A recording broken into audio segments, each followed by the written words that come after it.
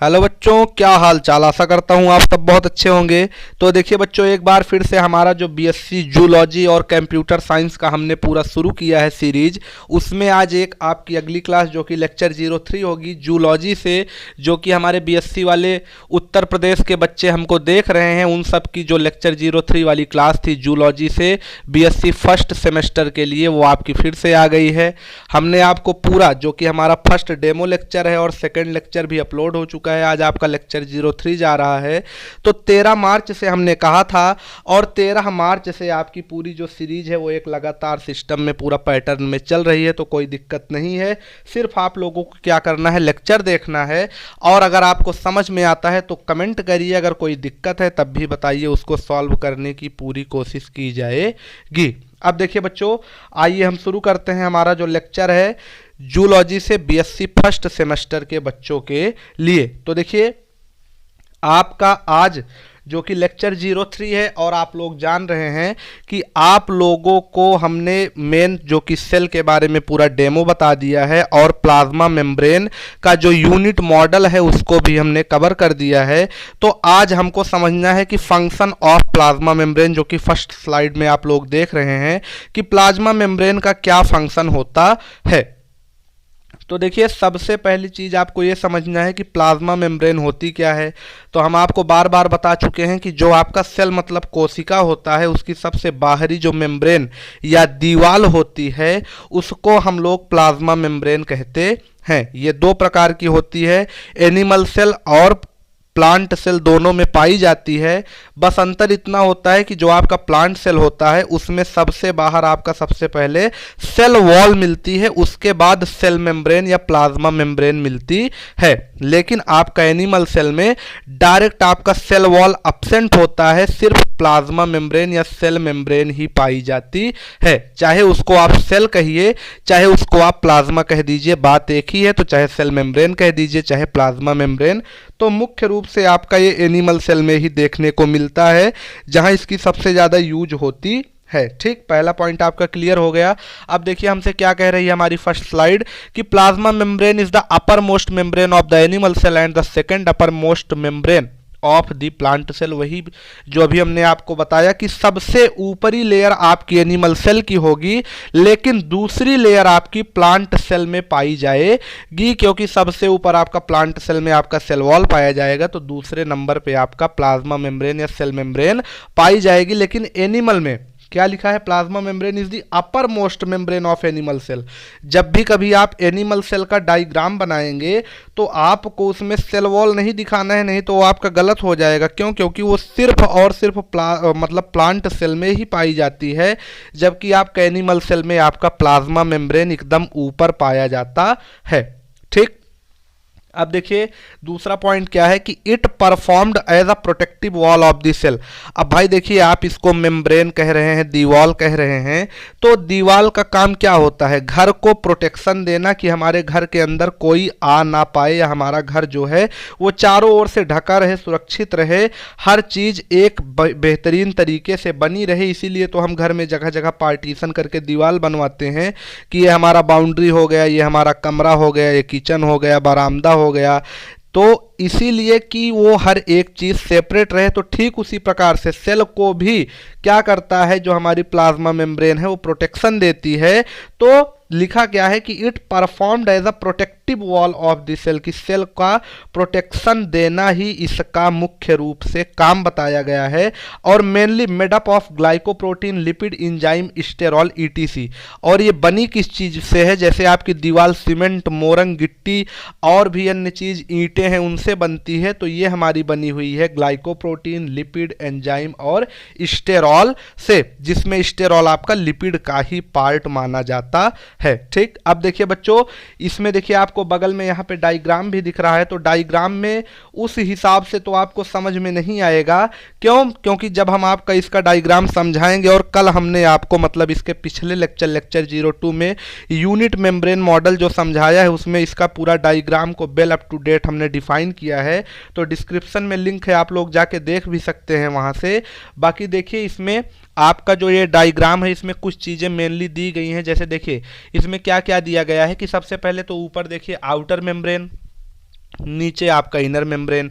Outer और inner बना किससे होगा? दोनों प्रोटीन से। बीच वाला जो है वो आपका लिपिड से बना होगा, जहां पे आपको हाइड्रोफोबिक, हाइड्रोफिलिक, ये सब जितना भी है कल हमने आपको बहुत बेहतरीन तरीके से समझाया था, तो वहां आप जाके इसको देख सकते हैं। अब देखिए इसका मेन फंक्शन क्या है। तो मेन फंक्शन इसका है, सबसे पहली चीज भाई, दीवाल की घर में क्या क्या फंक्शन होती हैं, तो उसी से आप लोग समझिएगा कि ट्रांसपोर्टेशन ऑफ सब्सटेंस। अब देखिए दीवाल से तो हम ट्रांसपोर्ट नहीं कर सकते, लेकिन दीवाल में एक निश्चित जगह पे हम जगह जगह पे अपने घर में गेट लगाते हैं, खिड़की लगाते हैं, कि वहां से अगर हमको कुछ अंदर या बाहर ले जाना हो तो हम ले जा सकते हैं। तो ठीक इसी प्रकार से प्लाज्मा मेम्ब्रेन में भी सेल के छोटे छोटे छेद होते हैं, जहां से हम किसी भी चीज को अंदर या बाहर कर सकते हैं। तो ये हमारा ट्रांसपोर्टेशन का काम करेगा। दूसरा है हमारा इंडोसाइटोसिस, मतलब किसी चीज को अंदर लेना। दूसरा एक्सोसाइटोसिस, मतलब किसी चीज को बाहर निकालना।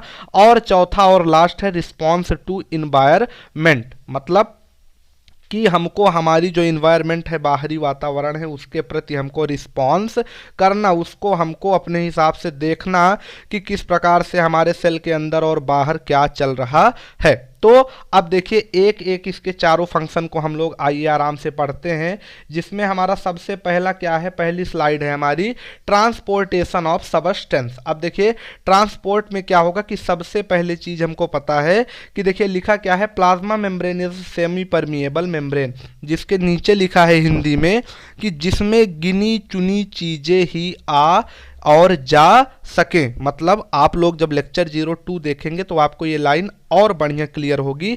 अगर इसको हम आपको शॉर्ट में समझाएं तो प्लाज्मा मेम्ब्रेन हमारी जो है वो सेमी परमिएबल मेम्ब्रेन है। मतलब देखिए हम अपने घर के अंदर किसको आने देते हैं, जिसको हम पहचानते हैं कि हाँ ये आदमी ठीक है, अगर हमारे घर में आ रहा है तो कोई दिक्कत नहीं है। तो ठीक उसी प्रकार से सेल भी अपने घर में सबको नहीं आने देती है।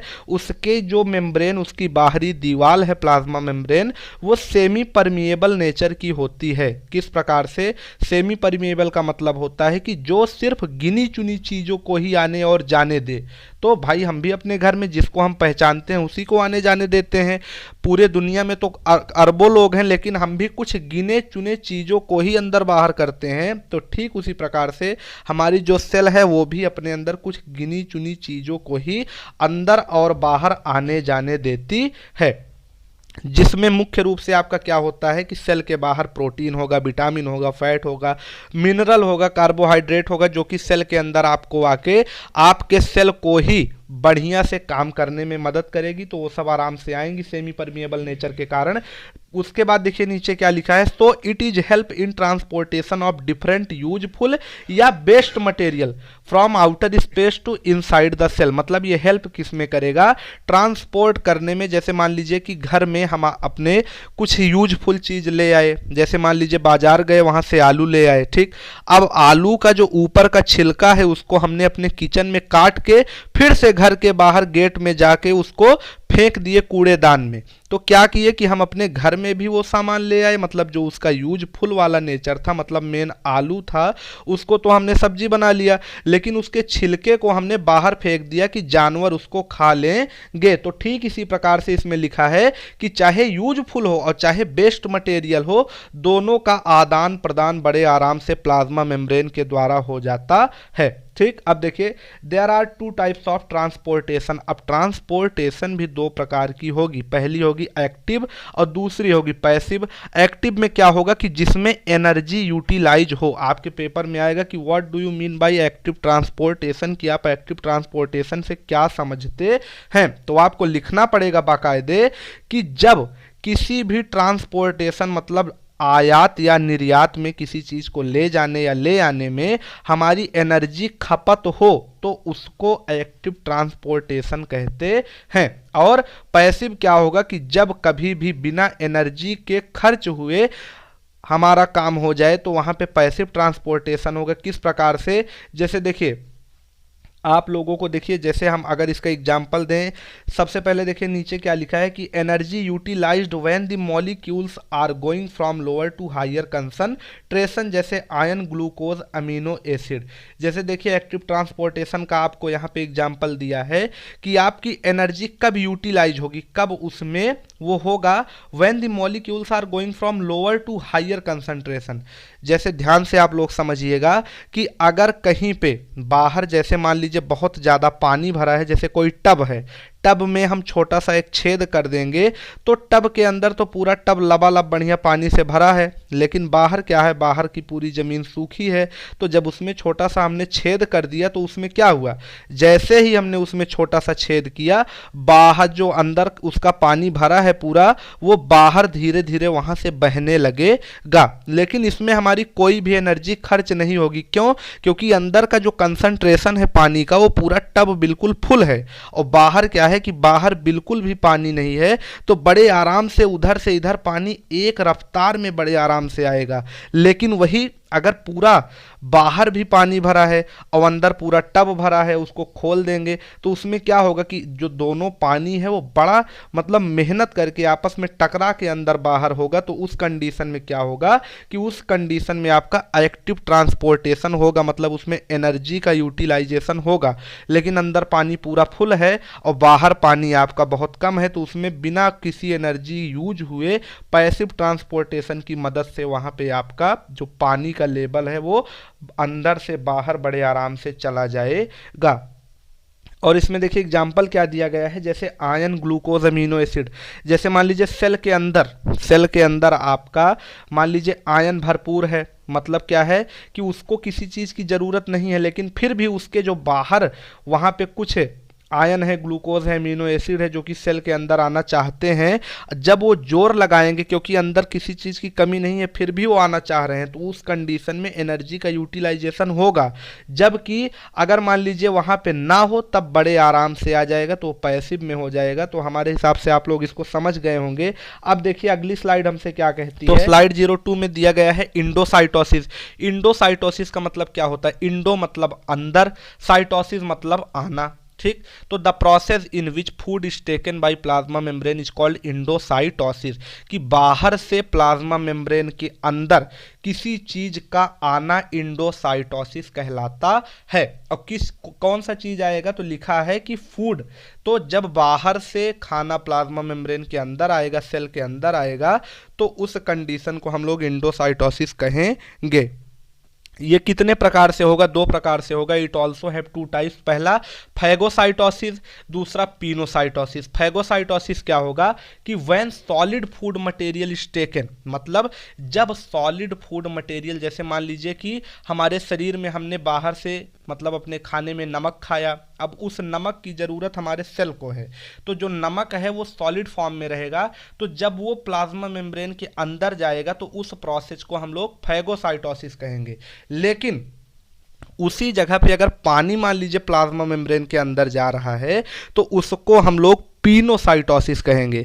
तो फैगो में जब आपका सॉलिड फूड जाएगा और पिनोसाइटोसिस में जब आपका लिक्विड फूड जाएगा। जैसे पिनोसाइटोसिस में एग्जांपल है हार्मोन या इंजाइम। ठीक, अब देखिए बच्चों इसके बाद क्या है अगली स्लाइड में, इग्जोसाइटोसिस। अभी तक इंडो था, अब इग्जो। अब भाई मान लीजिए कोई चीज़ अंदर चला गया तो बाहर भी तो आएगा। तो इग्जो का मतलब है किसी चीज़ का बाहर आना, कहाँ से? साइटोसिस मतलब सेल से। तो वही लिखा है कि the process by which best product of cell and cell secretion come out through plasma membrane is called exocytosis. कि जिस गेट से हम लोग अंदर गए थे उसी गेट से हम लोग बाहर भी आएंगे। अब उसमें क्या होगा कि चाहे वो सेल का सेक्रीशन रहे, मतलब उसके अंदर जो भी काम धाम हुआ है उसका कोई गंदगी रहे, या कोई सेल का प्रोडक्ट हो, वो अगर सेल के बाहर आना चाहेगा तो उसको हम लोग एक्सोसाइटोसिस कहेंगे। जैसे एग्जाम्पल में परसिपाइरेशन, कोलेस्ट्रॉल लूज, ईटीसी। जैसे हम लोग के जो हमारा जो चमड़ा है, जो स्किन है, उस पे लाखों करोड़ों सेल हमारे प्रेजेंट हैं। अब जब हम लोगों को गर्मी लगती है या कहीं रेस लगाते हैं, दौड़ते हैं, तो जो पसीना होता है वो हमारे चमड़े, हमारे स्किन से बाहर निकलता है। तो वो क्या है? वो एक प्रकार से एक्सोसाइटोसिस ही है। और परस्पाइरेशन जो पहला एग्जाम्पल है उसका मतलब भी पसीना ही होता है। तो पसीने का बाहर निकलना क्या है? एक्सोसाइटोसिस। ठीक, कोलेस्ट्रॉल लूज। अब जब हम लोग ज़्यादा मान लीजिए रोज रोज हम लोग पूड़ी उड़ी बढ़िया खा रहे हैं, नौता उता जा रहे हैं, तो उसमें क्या सिस्टम होगा कि उसमें सिस्टम ये होगा कि जो हमारी बॉडी के नसें हैं उसमें कोलेस्ट्रॉल का लेवल बहुत ज़्यादा बढ़ जाएगा। जब हम लोग एक्सरसाइज करेंगे तो उसमें क्या होगा कि उसका लेवल जो है वो धीरे धीरे कम होगा, पसीने के द्वारा बाहर आएगा, तो वो भी एक प्रकार से एक्सोसाइटोसिस है। तो जो भी हमारे सेल भाई देखिए बॉडी से कुछ भी निकलेगा तो सबसे पहले सेल से निकलेगा, ठीक, क्योंकि cell is the structural and functional unit of life. तो इसीलिए हर प्रोसेस जो भी कुछ बाहर निकलेगा बेस्ट प्रोडक्ट या किसी भी प्रोडक्ट में, उसको हम लोग एक्सोसाइटोसिस कहेंगे। अब अगला और लास्ट इसका फंक्शन जो कि रिस्पॉन्स टू इन्वायरमेंट है, उसमें देखिए क्या लिखा है कि in plasma membrane there are receptor protein which respond to any change of environment. अब इसकी ज़रूरत क्यों पड़ी कि कभी कभी क्या होता है कि अंदर और बाहर का जो मीडियम है वो चेंज होता रहता है। जैसे घर के अंदर हम लोग रहते हैं, सुबह देखे धूप हुआ है बढ़िया बाहर और शाम को देखे तो पानी बरसने लगा, तो ठीक उसी प्रकार से सेल के अंदर भी बहुत सारे बदलाव होते हैं और सेल के बाहरी दुनिया में भी बहुत सारे बदलाव होते रहते हैं। तो उसमें क्या होगा कि हम लोगों को कब पता चलेगा कि पानी बरस रहा है, जब अपने घर की दीवार में जो गेट लगा है उससे बाहर निकल के देखेंगे तभी तो पता चलेगा। तो ठीक उसी प्रकार से प्लाज्मा मेम्ब्रेन क्या है, सेल की दीवार है। अब भाई जब दीवार में जो गेट लगा है, जगह जगह सेमी परमिएबल मेम्ब्रेन में जो छोटे छोटे होल हैं, उससे जब कोई चीज बाहर निकलेगा तब उसको उस चीज का आनंद आएगा या पता लगेगा, तभी तो इन्वायरमेंट से रिस्पॉन्ड कर पाएगा। तो these receptor protein respond to hormone, growth factor and neurotransmission. तो इसमें जो प्रोटीन लगे हैं, जो ग्रोथ हार्मोन है या न्यूरोट्रांसमिशन जो मैसेज आता जाता है, उसको जब वो चेंज होता है या कोई नया प्रोटीन बनता है या कोई भी हार्मोन होता है, तब वहां पे इन्वायरमेंट का रिस्पॉन्ड चेंज होता है और प्लाज्मा मेम्ब्रेन के द्वारा चेक किया जाता है। ठीक, अब देखिए बच्चों एग्जाम्पल, तो देखिए बच्चों एडाप्टेशन, डेवलपमेंट, एडजस्टमेंट और कल्चरल रिस्पॉन्स, मतलब यही है कि सेल जो है वो अपने बाहरी एनवायरनमेंट को किस प्रकार से रिस्पॉन्स करेगा, टोटल उसी के बारे में इस एग्जाम्पल में बताया गया है। तो आशा करता हूं कि आप लोगों को लेक्चर समझ में आया होगा। अगर कोई दिक्कत हो तो हमको कमेंट बॉक्स में बताएं, और अगर समझ में आया हो तब भी हमको कमेंट में जरूर बताएं। बाकी आपकी कंप्यूटर साइंस की भी क्लास शुरू होने वाली है, तो सबसे पहले आप लोग कितने बच्चे कंप्यूटर साइंस पढ़ने के लिए तैयार हैं एक बार हमको कमेंट में ज़रूर बताइएगा। उसके बाद में आपको जितनी भी वीडियोज है उसकी बाकायदे पूरा बीएससी फर्स्ट सेमेस्टर करके उसका प्लेलिस्ट बना दिया गया है, उसमें आप जाके चेक कर सकते हैं। कोई दिक्कत नहीं है, आपको रेगुलर बेसिस पे लेक्चर मिलते रहेंगे। और भी अगर आपको किसी विषय में दिक्कत हो तो उसको भी हमको बताइएगा। तो इसी आशा के साथ कि आप लोग बहुत अच्छे होंगे। चलिए आपसे मिलेंगे नेक्स्ट लेक्चर में, तब तक के लिए ओके बाय।